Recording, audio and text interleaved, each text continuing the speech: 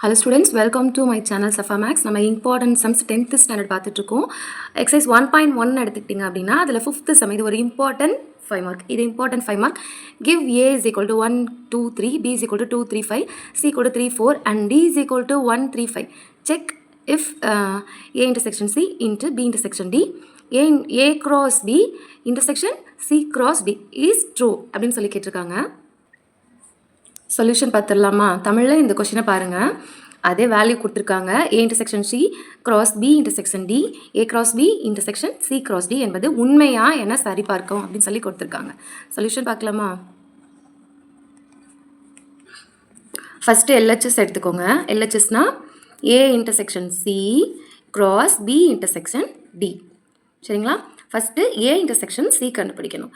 ஏயோட value எழுதிக்கோங்க 1, 2, 3. அடுத்து C, சியோட வேல்யூ எழுதிக்கோங்க 3, 4. இப்போ நம்ம ஃபஸ்ட்டு என்ன கண்டுபிடிக்கணும்? A intersection C. ஸோ இது ரெண்டுக்கும் காமனாக என்ன இருக்குது? 3 தான் இருக்குது. சரிங்களா? 3 தான் இருக்குது. ஸோ ஏ இன்டர்செக்ஷன் சி வந்துட்டு 3. அடுத்து பார்த்தீங்கன்னா பி இன்டர்செக்ஷன் டி.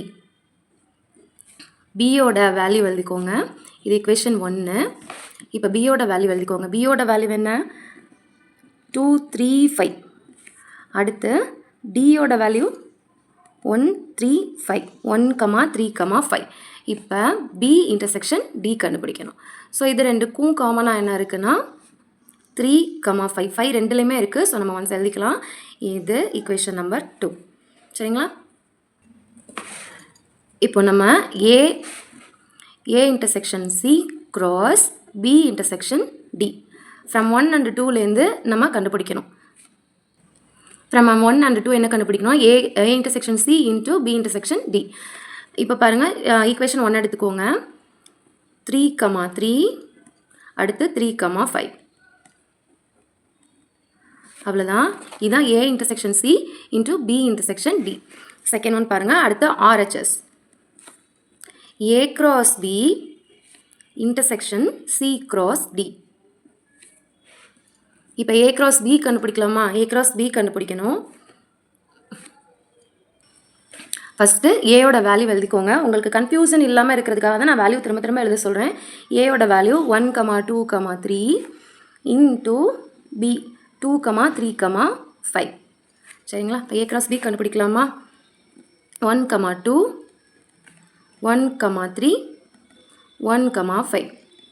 அடுத்து 2, 2, 2, 2. அடுத்து 2, 3, 2, 5. அடுத்து சேம் அகெயின் அதே மாதிரி தான் 3, 2, 3, 3, 3, 5. இப்போ வந்து ஏ கிராஸ் பி கண்டுபிடிச்சாச்சு. அடுத்து வந்துட்டு நம்ம பார்த்தோம்னா சி கிராஸ் டி. சியோட வேல்யூ எழுதிக்கோங்க. சியோட வேல்யூ என்ன? 3, 4. அடுத்து டியோட வேல்யூ என்ன? Very good, 1, 3, 5. இப்போ சி கிராஸ் டி கண்டுபிடிக்கணும்.